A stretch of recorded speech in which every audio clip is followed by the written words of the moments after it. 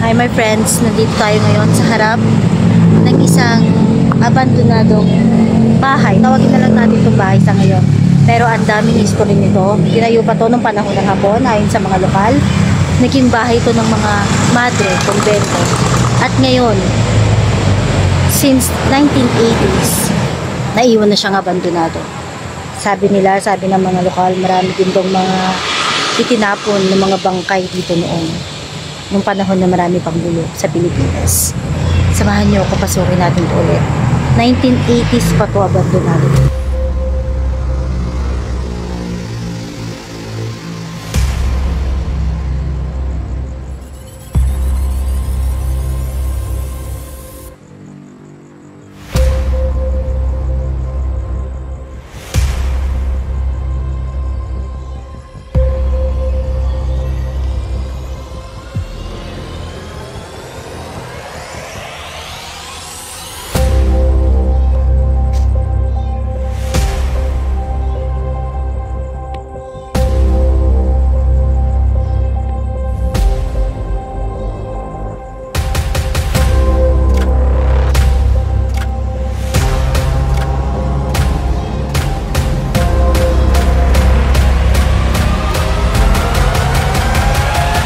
Pero buong-buo pa rin siya. Tignan niyo.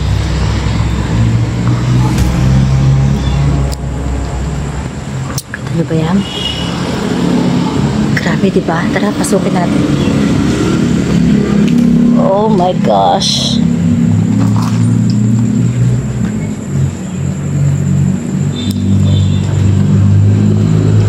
Kinikilabutan ako. Nakikita niyo ba? Wow. Tambakan na ng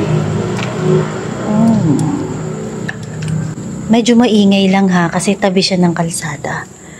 Nasa Bicol nga pala kami, kasama ko si Joko Loco dito sa Bicol, at ngayon nakakita kami ng chance para makapag-explore. Oh, ito lang pala siya guys. Meron daw ditong basement, sabi nung nakausap namin. Yung basement daw, ang huling itinapon dun, lalaki na may tarak ng samurai sa dibdib. So, ruined na pala to. Hanapin natin yung daan sa baba. Yan. Ito na yung likod niya. Yan. Oh my gosh.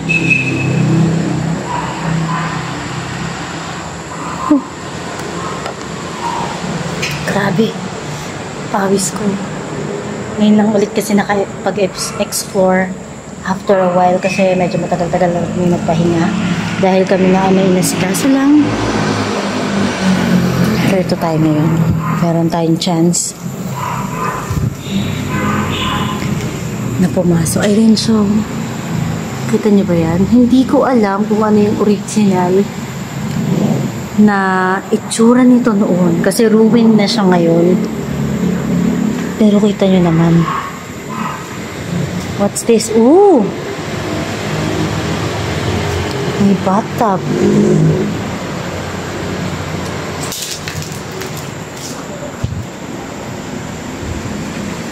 May bathtub, oh. Ito nyo yan.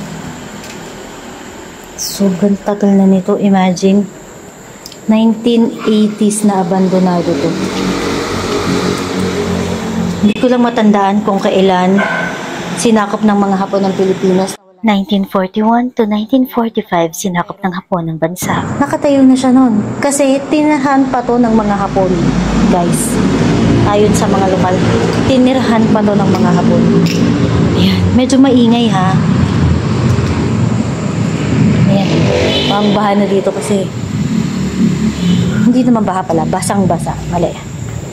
Ayan. Wow. What the? Oh, man. Oof. What's this? Handaan lang tayo, baka madulas tayo.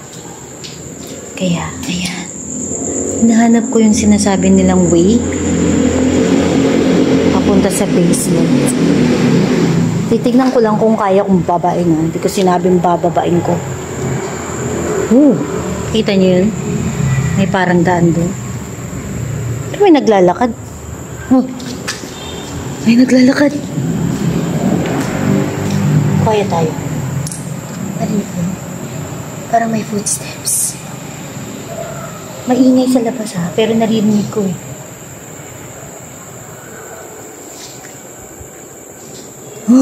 Tatakot na tuloy ako. Ay, nako. I'm scared now. It's getting creepier here. And guys, na-appreciate nyo ba? Itong ruined place na ito. Ayan, yung labas. Napakaswerte namin kasi punta kami dito hindi naman para mag-explore, pero nakakuha pa kami ng chance.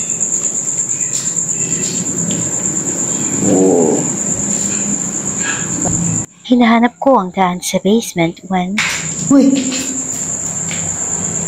tila itinuturo sa akin kung nasaan ito. Ay, takot ako.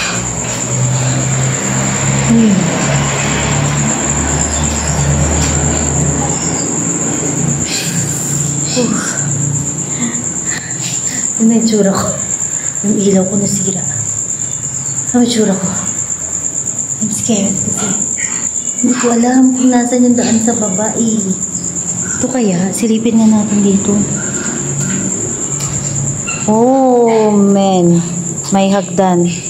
Is this it? Ay, palabas to eh. Ayun, may pintong maliit dun. Pero pasukin ko ba? Baka may ahas. Dahil ahas ang number 1 enemy, nagdalawang isip ako. Wait lang. Kita nyo kasi yun? Ayun yung baba, yung basement. Yung kinikwento ko kaninang lalaki na tinapon daw dyan na may samurai sa dibdib. Dyan daw yung nakita. Ano ba yung kwento nito, sir? Ang kwento nito is naging ano pa to ng gem ko hapon. Then, Panahon ng hapon? Oo. Tapos naging ano din ng mga madre. Naging... parang tuluyan. Tinuluyan ng mga madre din. Dormitory ng madre. Then, naging ano din. Sabi ng mga lokal dito, naging tapunan din ng mga patay. Pinapatay noon. Ano ba yung mga nararamdaman? Yung mga nakikita yung mga tao dito? Mga nagbabantay. Ano daw? May nagkakaluskos, then umiyak na bata. Then, may nagbabato sa loob. Ibig sabihin, ang tagal na talaga nito. Ano na ito pa di? Mga 1980s, abandon? Mga ganon. But, papabayin ko ba? Tignan nyo naman. It looks so dangerous. Alam mo, maybe, mag-investigate na lang kami ni Loco dito. Para bala ko pa naman sana mag-investigate mag-isa kasi yun ang advice sa akin ni Adventure Ducks Explore. Mag-investigate to. Parang may naglalakad. Parang may naglalakad. Tanyo yan oh. Nakakatakot din kasi baka may ahas eh. So, yun, sorry guys. Hindi ako makakababa mag-isa. Maghahanap ako ng kasama. Nandyan si Joko Loco sa labas. So, mamaya magduduwa kami para mag-investigate. Okay. Gusto ko pa naman sanang gawin yung pinapayo sa akin ni Adventure Ducks Explorers. Diyan nga pala yung mga ano. Dito sa likod na to, nakikita niyo to? Ayan. Mamaya, susubukan natin yung puntahan kasama si Joko Loco. Kasi, ayan, nakikita niyo yung isang sasakyan na yon. Para talaga may naglalakad.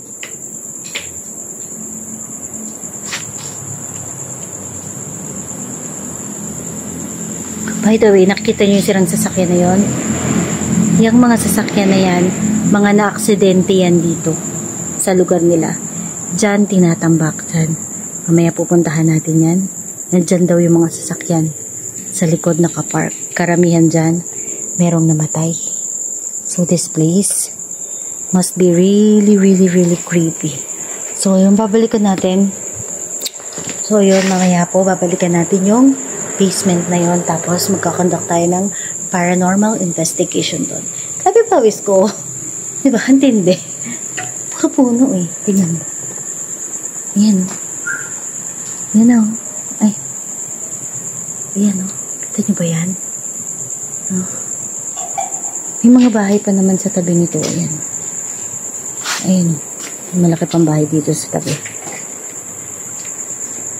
So, yun. The plan was to investigate alone pero hindi ko kaya kasi too dangerous yung lugar. Alam mo naman tayo, hindi tayo basta-basta nagpapahamak ng sarili. Kailangan safe pa rin tayo. So yun, wala na siyang second floor. Maybe before, hindi ko lang alam. Pero wala rin ako nakitang hagdan eh. Wala ring hagdan or baka nawala na rin yung hagdan sa tagal nga naman ng panahon. Kasi 'di ba? Panahon pa ng hapon to tinayo. Hindi ko lang sure kung mga hapon pa nagtayo nito. Pero panahon pa ng hapon to tinayo. Kaya, bakit yung mga hagdan, tapos 1980s pa to na-abandon. Diba? Sobrang tagal na panahon na nun. Imagine, hindi pa ako buhay nung na-abandon na rin. So, yun nga. Baka nasira na talaga siya. Baka meron siyang taas. Ayon sa mga lokal, dahil magagandang klase ng kahoy, ang hagdan at sahig ng mansyon na ito, ninakaw na ito ng mga masasamang tao. So, yun po. My friends, thank you sa panonood ng aking video na ito. Sana nagustuhan niyo yung paglibot ko dito solo again dito sa isang abandonadong mansion sa Legazpi, Albay. Thank you my friends. Ako po si Paula the Explorer. Mag-ingat kayong lahat.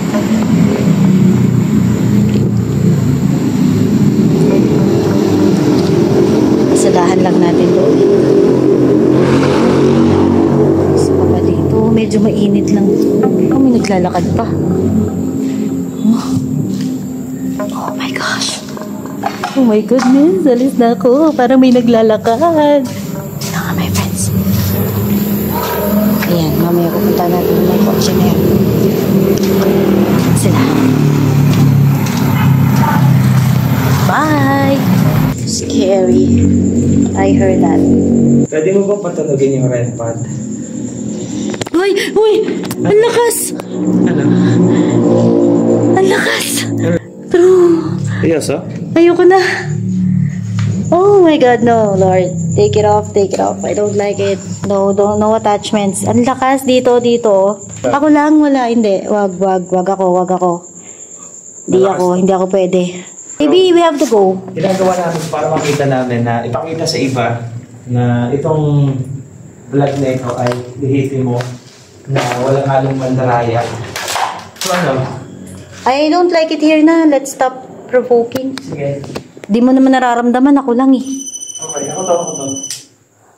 Sige. Tapusin natin. Matapang siyang tanong siya ng tanong. Hindi naman siya nakakarinig. Ako lang nakakarinig man nakakarinig.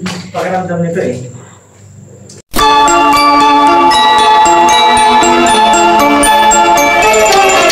Sa gitna ng gabi, hindi pa pasilbil. Handa kong suunin, tingin malakad akin. Elementong may pangil, mga dinig sa hangin. Aking sasalubungin ka, ang kapay dalanin. Magdilim malapaligid ay aking papasukin. Di alintana ang panganig sa may maikain. Tapos sa isip ang dami pulin, mga tingin na masyadong malalim. Hindi papatinag sa mga bitag kasama